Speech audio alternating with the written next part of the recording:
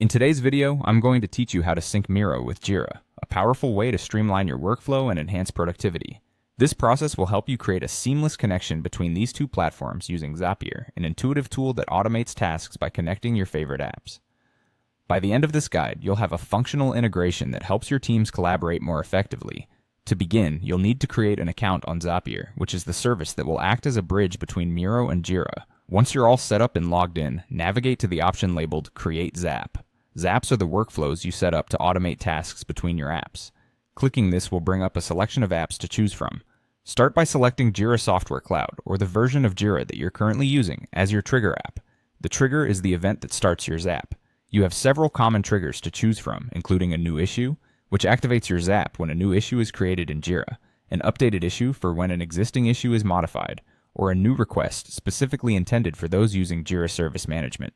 Select the trigger that best fits your needs and proceed to connect your Jira account.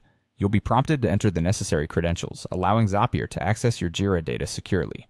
Once connected, you'll have to select the specific project within Jira that you intend to monitor. Keep in mind the project you choose will be the source of the data that will flow to Miro. Take a moment to ensure this matches your integration goals. Next, it's time to designate Miro as the action app. This is where you decide what happens after your trigger event occurs in Jira.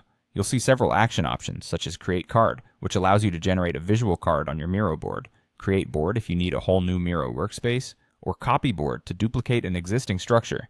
For this example, let's proceed with the Create Card action, which is commonly used to reflect Jira issues visually in Miro. The following step involves mapping Jira fields to Miro card fields.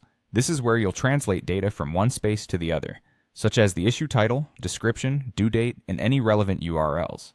Be meticulous during this step. Correct mapping ensures information is accurately portrayed on your Miro board. Finally, it's critical to run a test to ensure everything is functioning as expected. This is your opportunity to double-check that the data flows seamlessly from Jira to Miro. If the test is successful, you can activate your Zap. Turning it on is the final step that enables real-time synchronization between Miro and Jira, integrating their strengths to boost your team's efficiency. By following these straightforward steps, you've unlocked a new level of integration that can enhance how your team communicates and collaborates using Miro and Jira. Thank you for watching and happy syncing!